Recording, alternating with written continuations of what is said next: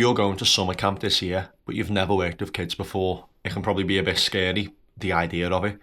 But honestly, since working in a school, I love it.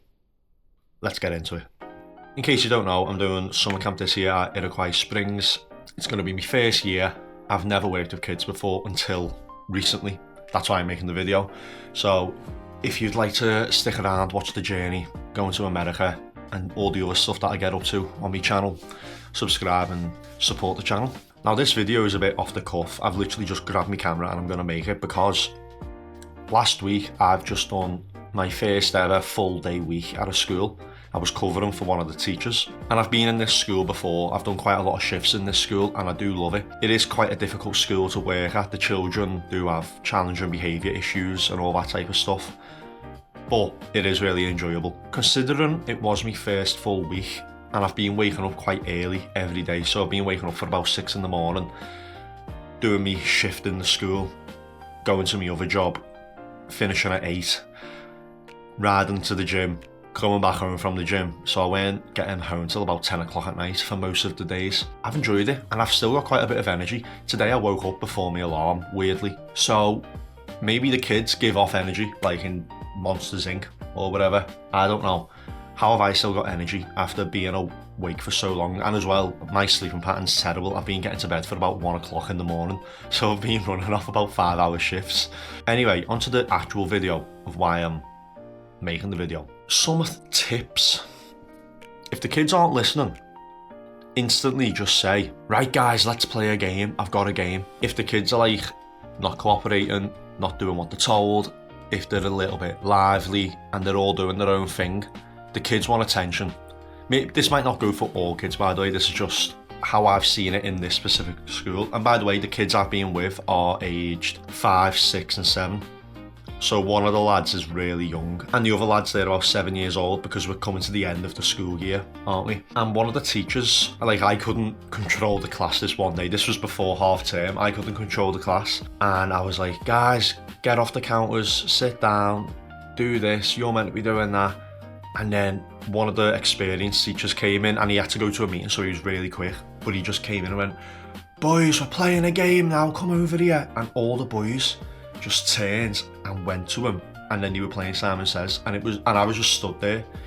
And he's not the head teacher, he's someone a bit higher up. He's like in charge of the school, but he's not the head teacher, he's higher up, I don't know. He was in the room with me and we both just looked at each other like, whoa, he got them down to a T instantly. So I'd say that's a good tip. So to the teacher who's taught me that, thank you. So if you're at a summer camp and the boys are getting a bit rowdy in the bunk, I might use that trick. But then again, I don't know what age I'll be with. In school, I'm working with the younger ones and I have enjoyed it, but I think I prefer the older ones. And I've been in different schools. I've been in secondary schools. Well, I've only been in that twice. Yeah, I've been in 2 secondary schools, and then the other 2 shifts were in primary. But in this school, I've done about like 15 days now overall in the last like 3 or 4 weeks. Another tip that I do is you've got to be patient. If you're with the younger ones, be patient, really patient, because as we all know, kids, when they talk, they stutter, they repeat themselves, they mumble, can't understand them sometimes, and I've struggled with that. Some of the kids just aren't talking properly at all, and you're just listening, and then you go, okay, that's great, and you still don't know what they're on about. Obviously you got to listen to them and like say something that goes with the flow of the conversation, but it is quite hard, so definitely be patient if I were you. As for the older ones, I think you can have a bit more of a laugh. I prefer the older ones because you can have a conversation with them, you can talk about actual subjects with them. With the kids, it's very stop and start with stuff, and then with the kids I work with, their attention spans don't exist, if I'm being honest. So they can go on one thing, then they go, oh, that reminds me about this, and then this. It's quite hard, it's quite stressful, but I'm getting through it, know what I mean? I'm enjoying it. It's just, it can be quite tedious, but it's alright. Another little thing that I've thought about just now is joining in with them at play. Now obviously at summer camp, I'm trying to compare school and summer camp, which probably aren't the same, but it's fun to join in with them because my kids just love playing tag.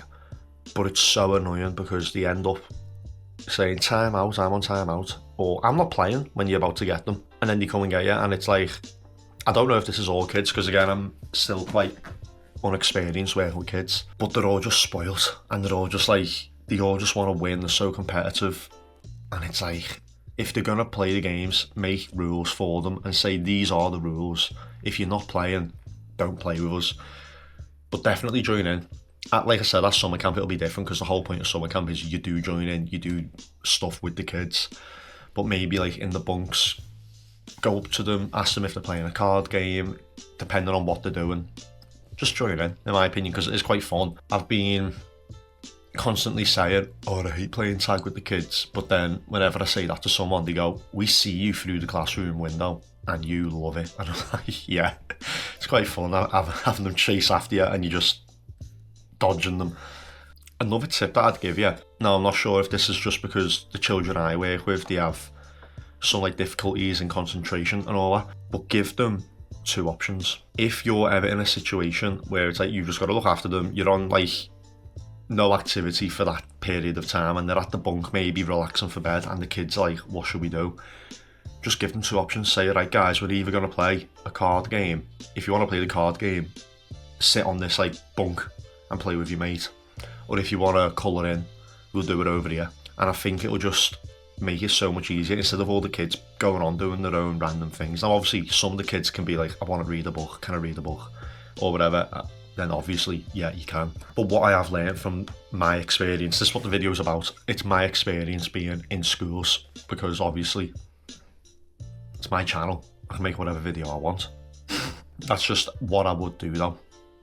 Give them options, and it's very structured. This is mainly for the younger kids. If you're with like the 7-year-olds, they probably just need structure where it's like, oh okay, this person, the person in charge said I can do A or B, so I will do A or B. You might get the odd exception where the kid's like, oh no, I want to do something else, and that's fine if it's within reason of what everyone else is doing. So like if everyone's being quiet, doing a quiet activity, maybe don't let them do something noisy. Like the boys for some reason love banging together like blocks, like wooden blocks, and they just make so much noise, or like pots and pans in like the kitchen set, and it's so annoying, but you get through it. Another little tip, what can I think about, because this video is off the cuff, I've just sort of clicked record because I haven't been uploading because I've been in the school so much. I know it's a long day, it is a long day. The shift in work goes quick because the boys go home at 2 o'clock.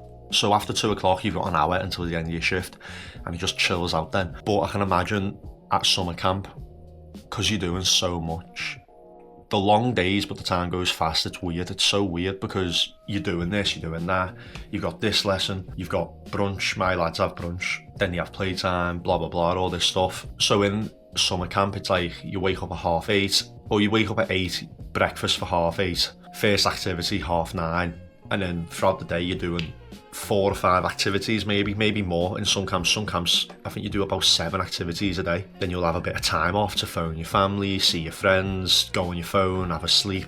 And then you wake up and it's like, oh, another activity. And then you're having tea and food. So it's going to be long days if this is your first summer. It's going to be my first summer, and I already know the days are going to be so long. But before I know it, it's like 4 weeks in, and I'm like, oh my god, camp's halfway done. I want to talk about stuff with the older ones now, because I do prefer working with the older ones. It's just I haven't really worked with them much in this school. I only done like 1.5 days with the year 6s, but I think just talk to them and find out as much as you can about their hobbies and interests. Like one of the lads, he loves football, and he could have played in the academy, but he got kicked out because he was a bit naughty. And I just talk about football with him, and he seems really sound with me. He seems like he enjoys talking to me.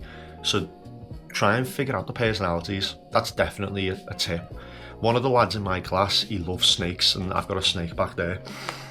And he was like talking about snakes. Then I went, oh, I've got a snake. And then we just talk about snakes, and that's all we talk about. And he seems to be like listening to me and quite good. So definitely, if you can find something where you can sort of attach a conversation to, definitely do that. But don't do it to the stage where the kid will get bored. Don't only talk about stuff to them. Talk about everyday life, or talk about the activity. Like if you're at summer camp and you're going to be doing football or soccer, as the Yanks call it, say, do you have a team that you support? And they might be like, oh yeah, I like LA Galaxy or whoever. And then you can say, oh, do you have a team in the Premier League in England? And they'll be like, oh no. Then you'll tell them to support the Toffees. Come on, Everton. Tell them to support Everton because we're the best. Just connect with them. Connect as much as you can. Every kid's different in so many different ways, but they're all the same. So I think that's the video. This video has just been very, because I want to get more videos out, but working 12-hour days out the house for about 14 hours or longer with travel and gym about 15 hours. It's not being ideal, but tomorrow is going to be a good video. Sunday reflection, Merseyside derby, Everton vs Liverpool, the first game at the Hill Dickinson Stadium. Then I'm going to Italy. So it's going to be good. It's going to be good. Like, share, comment, subscribe. If you're going to summer camp, tell me. Tell me your story. And I will see you in the next video.